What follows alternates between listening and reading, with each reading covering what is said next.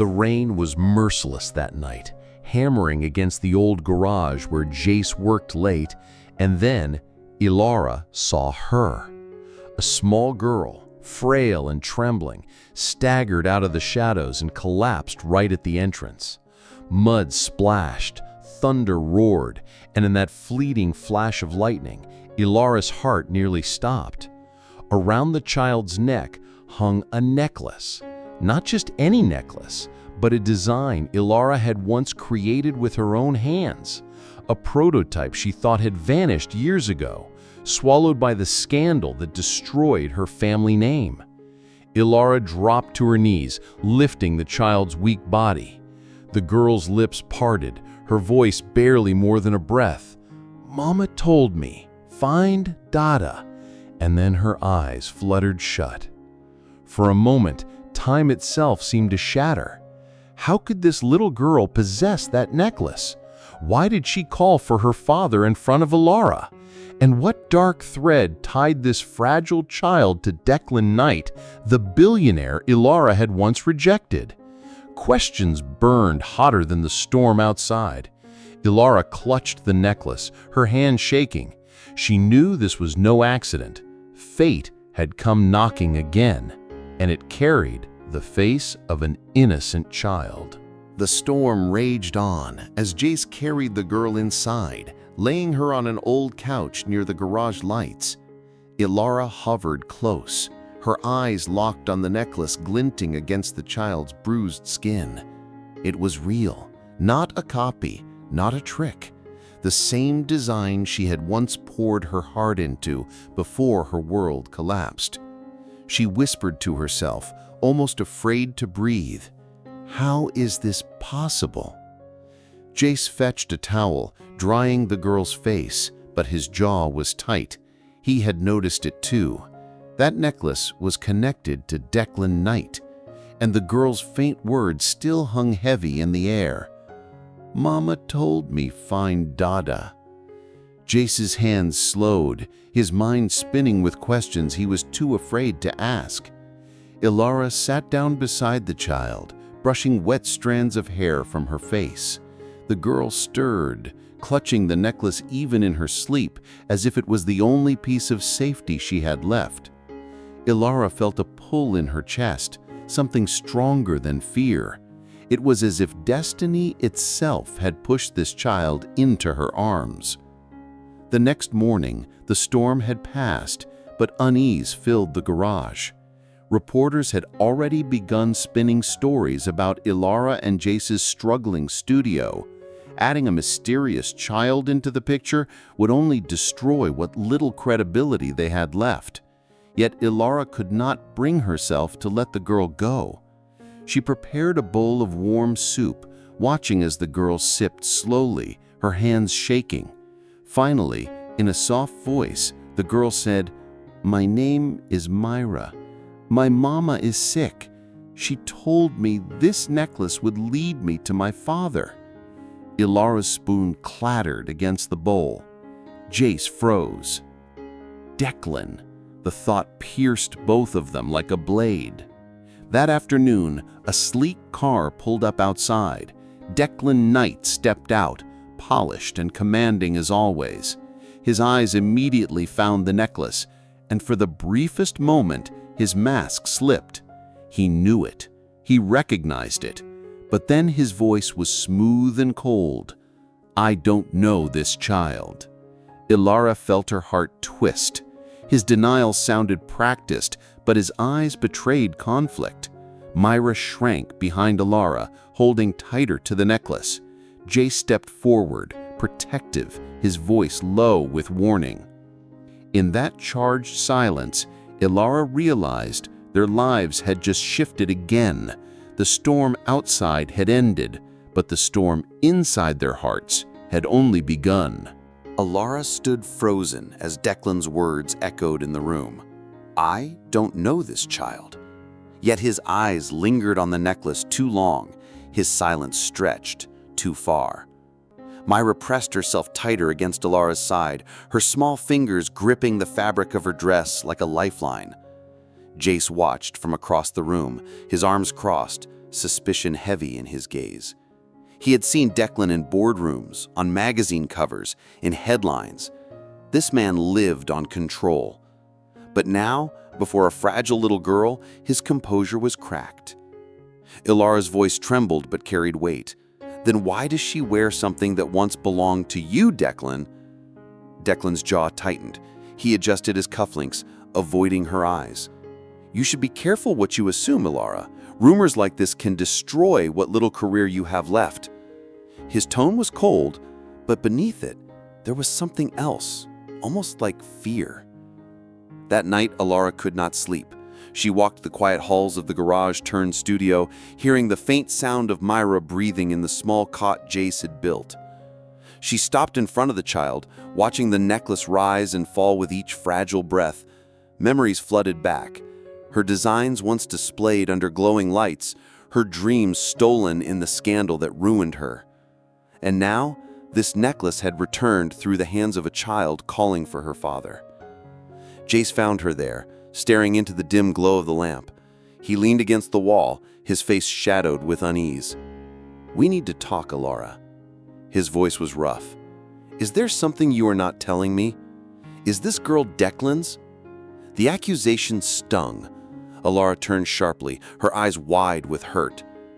Do you really think I would hide something like that from you? She whispered fiercely. But doubt had already taken root. Jace looked away, struggling with a storm of emotions. He remembered the girl's words, find data. He remembered Declan's silence, the way his eyes betrayed him, and worst of all, he remembered the strange familiarity in Myra's gaze, as if she carried a piece of himself he could not explain. The following evening, Myra stirred from her sleep, clutching the necklace as tears rolled down her cheeks. Mama told me to find him. She said he works with his hands. She said he smells like oil. Ilara's breath caught. Jace froze. The words settled heavy between them. Some truths could not be ignored. Ilara felt her knees weaken as she realized the choice before her. The world saw Declan as the father by name and by power. But this innocent child's memory painted another story, and that story was about Jace.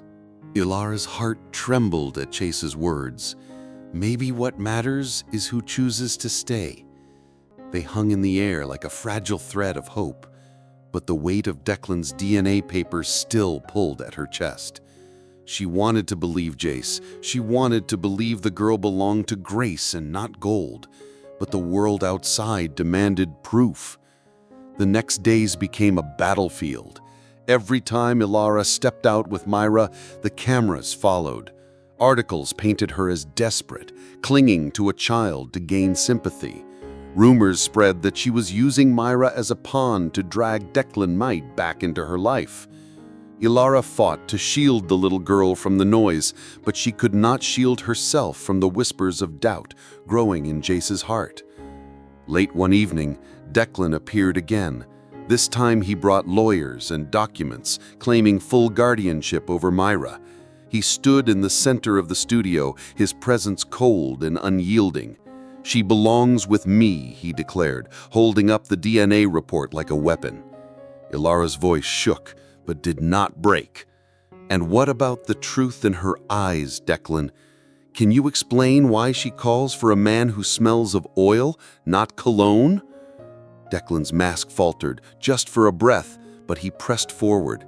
The world will not believe your stories, Ilara. They will believe facts, and the fact is, she is mine. Jace clenched his fists at those words, fury boiling under his skin. But anger could not erase the fear that maybe Declan was right. That night, as the city lights blinked through the studio windows, Ilara sat by Myra's bedside. The girl slept uneasily, clutching the necklace as if it held her whole world together. Ilara brushed her hair back gently and whispered, "I will not abandon you, even if it costs me everything." Jace watched from the doorway, torn apart. He remembered every sacrifice, every night he worked in grease and smoke just to keep moving forward. Now this child, fragile and broken, mirrored his own scars. But was he strong enough to accept her if she truly was not his by blood? The storm between truth and lies grew louder. Declan had the gold and the papers. Jace had only faith and the faint echo of a child's memory. Ilara stood in the middle, her soul caught between two men and one fragile life. And deep inside, she knew the final choice would not just reveal the father, it would reveal who truly had the courage to love without condition. The night after Declan's visit felt colder than any storm. Ilara sat at her desk, sketches scattered before her, but her pencil refused to move. Each line she tried to draw ended in hesitation. Across the room, Myra slept restlessly, whispering for her mother and broken dreams. Jace worked silently in the garage, his hands stained with oil, but his heart weighed heavier than the engines he repaired. The next morning, the pressure grew unbearable. Headlines screamed across every platform. Billionaire battles for child. Poor designer hides a secret daughter. Ilara watched her name turn into a circus. The little studio she and Jace built was collapsing under ridicule. Orders were gone, partners withdrawn. The world did not want her story. It wanted spectacle. Jace confronted her that evening, his voice tight with anger and fear. "How long can we keep this up, Ilara? Declan will not stop. He has money, power, and now the law on his side." Ilara looked at him with tired eyes. "Then what should we do, Jace? Hand her over to a man who sees her as a stain on his reputation?" Jace faltered, the fight draining from him. He looked at Myra, clutching the necklace, and the doubt that had plagued him broke into guilt. That night, Ilara returned to the church. The candles flickered low, their wax dripping like tears. She knelt again, her voice trembling through the silence. "God, they can take my career. They can strip my name, but please do not let them take this child from me." She bowed her head, her body shaking with sobs. Unseen by her, Myra had followed, her small footsteps echoing softly down the aisle. She tugged on Ilara's sleeve. "Mama Ilara, do not cry. My real mama said the man with oil on his hands would never leave me." Ilara turned, stunned by the child's words. Jace, standing at the entrance, heard them too. His heart cracked open. Later that week, Declan returned once more, lawyers ready to finalize custody. But before the documents could be signed, Myra stepped forward, her small voice stronger than before. "I do not want to go with you. Mama said my dada fixes cars and never wears a suit." The room froze. Declan's jaw clenched, but the truth had already been spoken. Ilara realized then the fight was not only about blood or power. It was about love that chose to stay, even when everything else was lost. The war was not over, but for the first time, hope burned brighter than fear. The air inside the studio felt heavy after Myra's brave words. Declan's lawyers shifted uneasily, their papers suddenly powerless against the fragile child who clung to Ilara's hand. Declan's eyes darkened, his voice low with warning. "You think the world will believe a child's story over hard evidence?" He tapped the folder on the table. "This is science, Ilara. This is fact." But Ilara no longer trembled. She lifted her chin, her voice steady. "Facts can be forged, Declan. Hearts cannot. Look at her. She does not run to you. She runs from you." Myra squeezed her hand tighter, hiding behind her dress. Jace stood silent, his fists clenched, every muscle tense as if ready to shield them both. The following days grew even harsher. Reporters swarmed the streets, shouting questions, twisting every moment into scandal. Social media exploded with hashtags. Some sided with Declan, praising his wealth and authority. Others stood with Ilara, calling her a woman of courage who chose love over luxury. The war of opinions raged, but inside the studio the true battle was quieter and far more painful. One evening, Jace found Alara sitting by the sewing machine, her hands shaking too much to stitch. He knelt beside her. "We cannot keep living like this. You are breaking, Alara." She looked at him with weary eyes. "So are you." Jace's voice cracked. "I do not care what the papers say. If she is mine, if she is not, it does not matter. What matters is she believes I am." Tears welled in Alara's eyes. For the first time in weeks, a fragile smile touched her lips. That night, as Myra slept, Jace sat beside her bed, watching her breathe. The necklace glinted in the dim light, a reminder of all the lies, the pain, and yet also of hope. He whispered softly, "I do not need proof. I just need to stay." But Declan was not finished. He returned once more, this time with a court order, his empire backing him with ruthless force. "You have until tomorrow," he warned, "or I will take her myself." His words echoed long after he left. Alara stood in the silence, Myra clutching her hand, Jace at her side. Tomorrow would decide everything. The storm outside had returned, rattling the windows, as if heaven itself was waiting to see who truly had the right to call himself Father. The storm outside raged through the night, but it was nothing compared to the storm brewing inside Alara's heart. Declan's threat echoed with every clap of thunder. By tomorrow he would take Myra away, backed by his lawyers, his money, and his reputation. Alara walked the dim studio floor, her mind spinning, her hands clenched as if holding on to courage that kept slipping away. Myra stirred in her sleep, calling softly for her mama. Jace sat beside her, his oil-stained hands folded tightly as he prayed silently.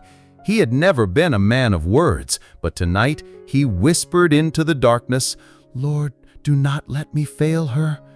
The sound of his voice, raw and broken, made Alara's chest ache.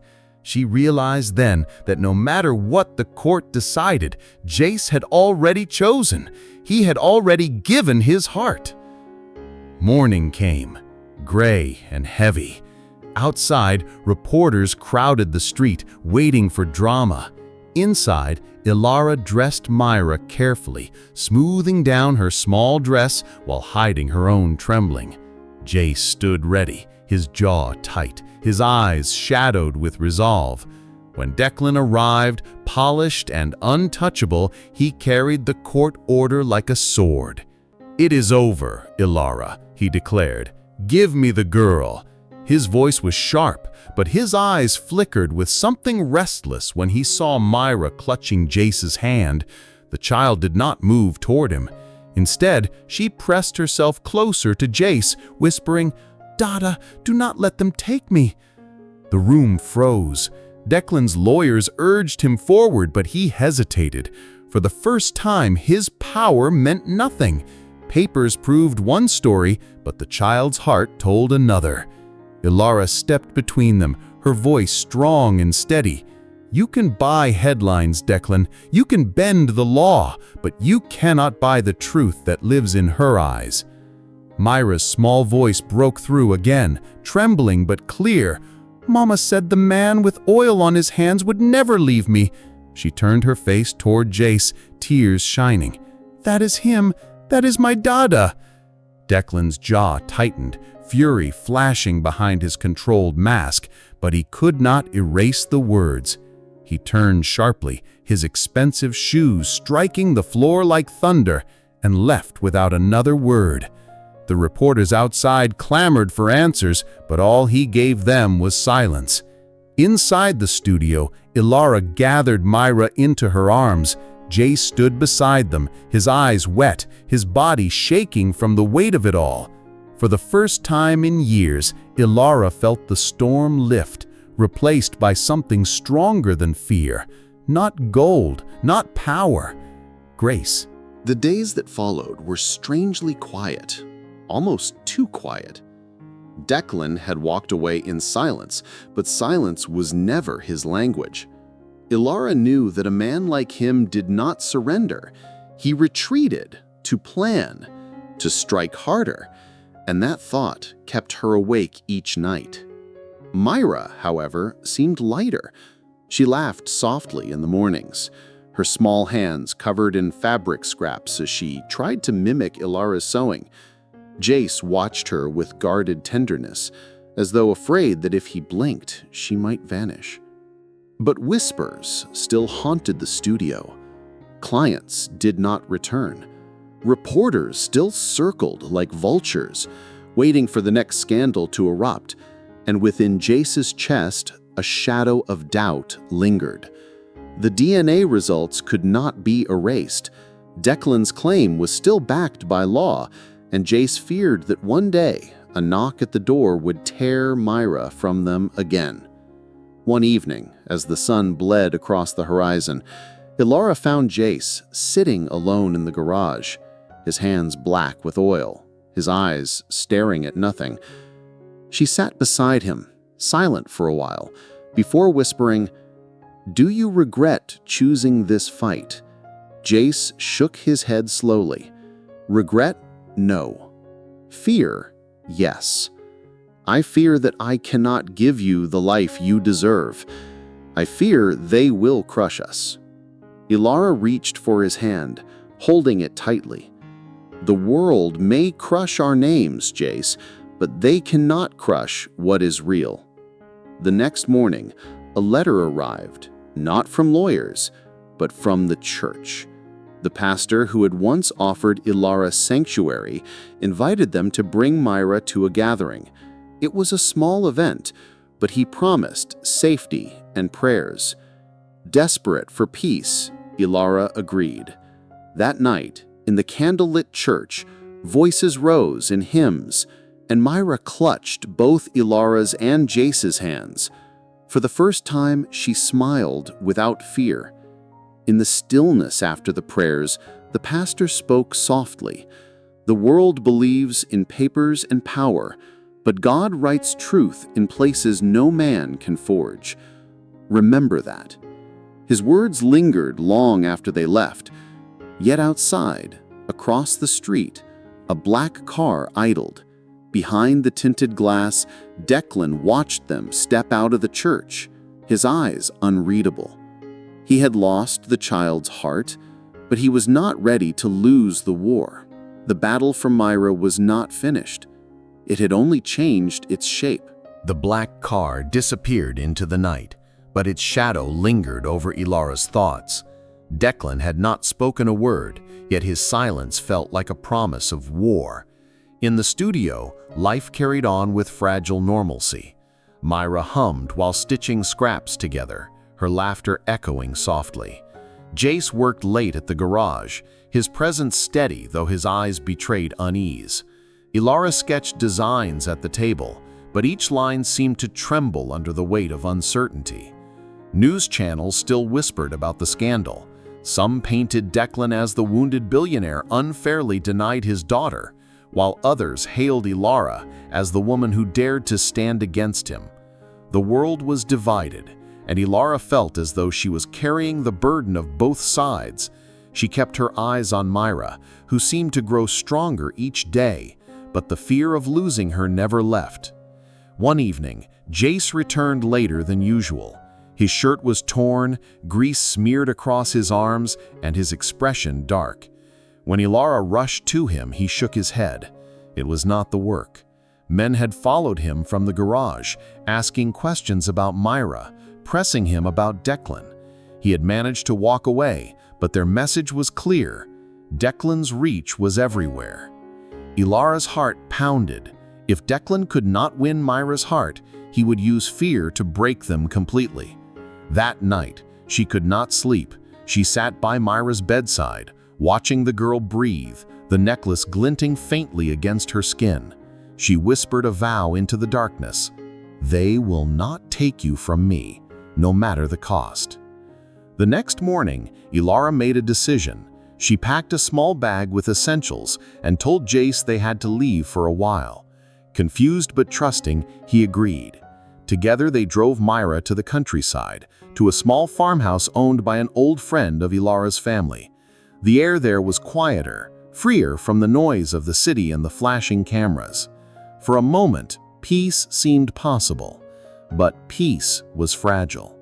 One afternoon, as Myra played in the fields, a sleek drone buzzed overhead, circling them like a hawk. Ilara froze, her stomach sinking. Jace pulled Myra close, shielding her as the drone vanished into the clouds. They exchanged a look, unspoken but clear. Declan had found them again. Ilara realized then that this was not just a fight for guardianship. It was a war between gold and grace, and Declan would not stop until he had broken them completely. The countryside was meant to be their refuge, but after the drone sighting, Ilara felt the walls of safety collapsing. Every sound outside the farmhouse seemed sharper, every shadow a reminder that Declan's influence stretched far beyond the city.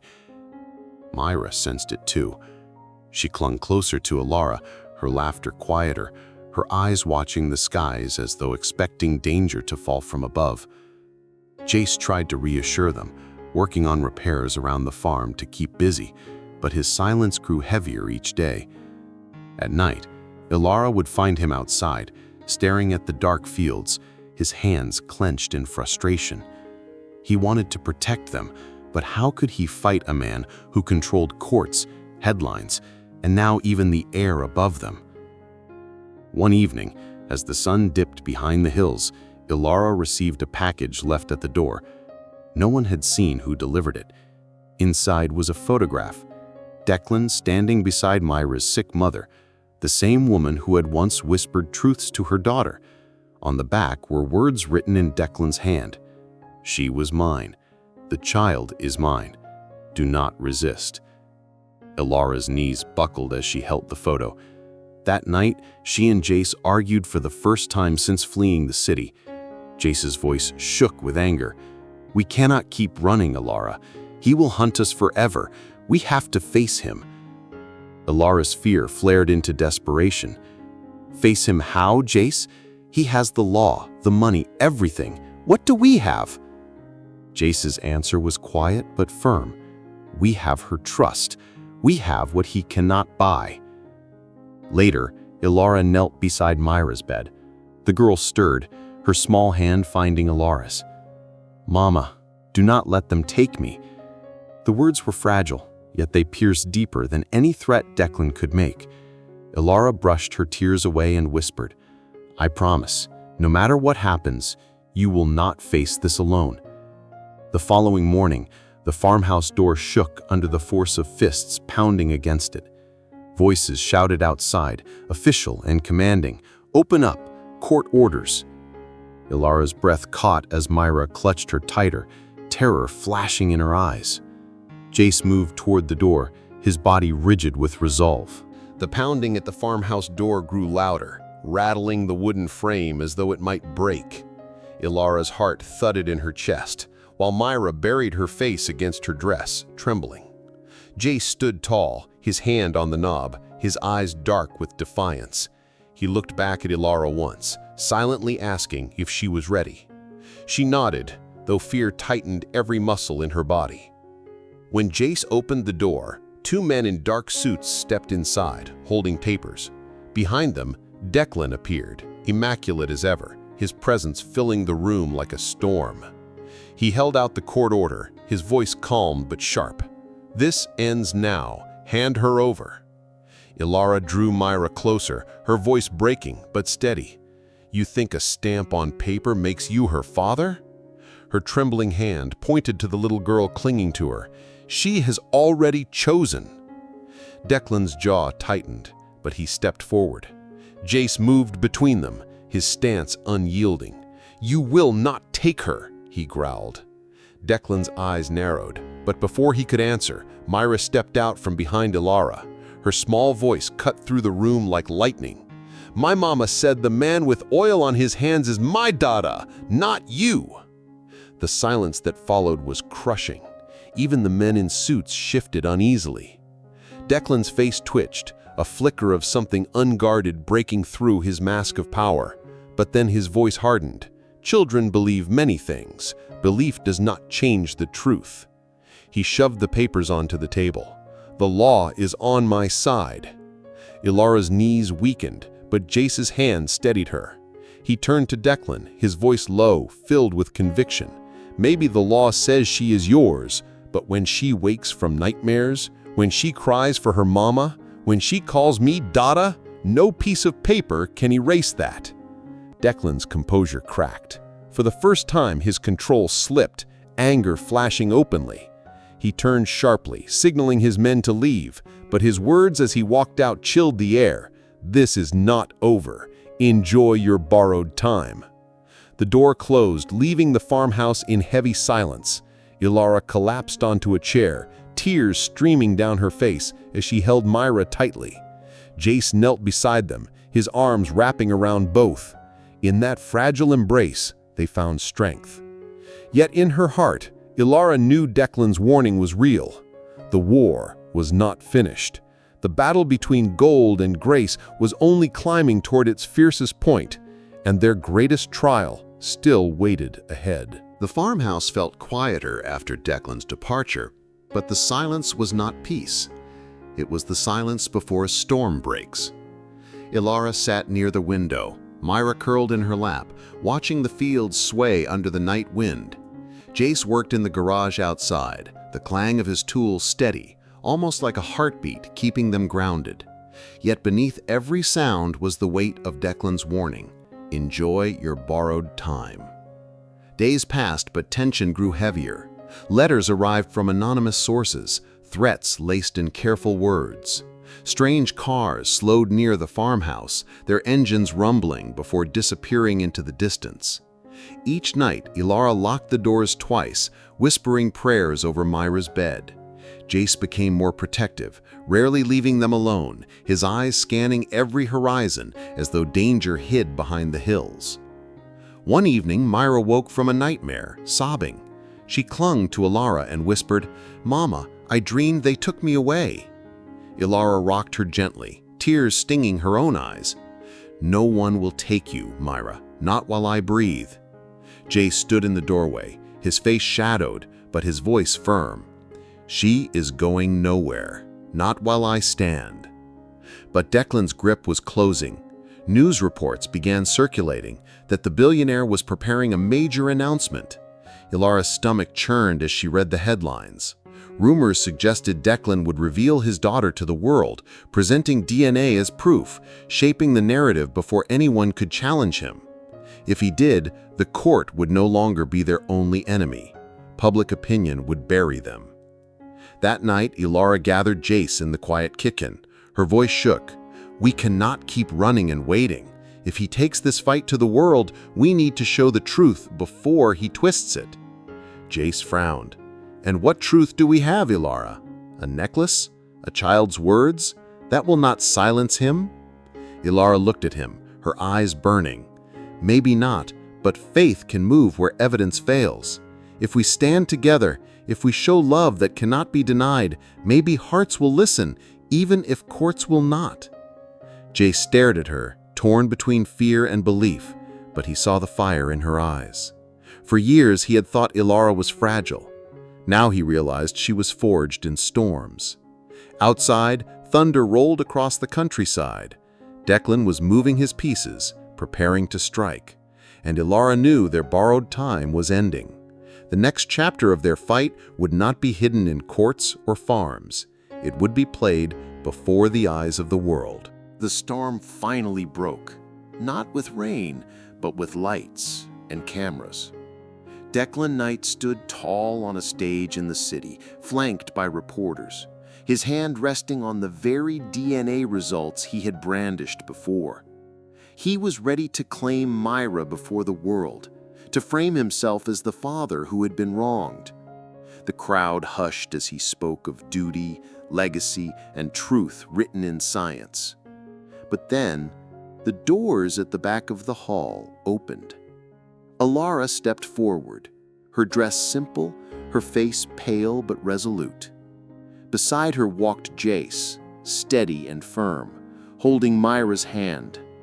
The room erupted in murmurs, cameras flashed wildly. Declan's eyes darkened, his perfect mask unshaken, but his composure flickering. Alara's voice carried through the noise. "You speak of facts, Declan. You speak of gold and law, but where were you when she was crying in the streets, starving and abandoned?" The crowd shifted. Myra clutched Alara's hand tighter and lifted her necklace high. "My mama said the man with oil on his hands would never leave me." Her words rang louder than any declaration Declan could muster. Jace knelt beside the girl, his voice breaking as he whispered for all to hear. "I am not rich, I am not powerful, but I will never leave. That is what makes me her father." The hall fell into silence. Even the cameras paused, capturing the raw weight of his words. Declan froze, papers trembling in his hand. For once, power and wealth could not silence the truth standing before him. The crowd began to murmur, not in Declan's favor, but in awe of the bond between Alara, Jace, and Myra. The billionaire turned, his face tight, and walked off the stage without another word. He had lost, not to science, not to law, but to the grace he could never buy. As the lights dimmed, Alara embraced Jace and Myra together. Tears streamed down her face, but her smile was unbroken. Against the odds, against the cruelty of power, they had chosen each other. And for the first time, it felt like peace was possible. True family is not bound by gold or by proof. It is forged in loyalty, in sacrifice, and in love that stays when the world turns away. Grace is stronger than any empire. Thank you for walking this journey with us. This story was only possible because of your support and your hearts. Now we ask you, if you were in Alara's place, who would you trust, the billionaire with gold or the mechanic with grace?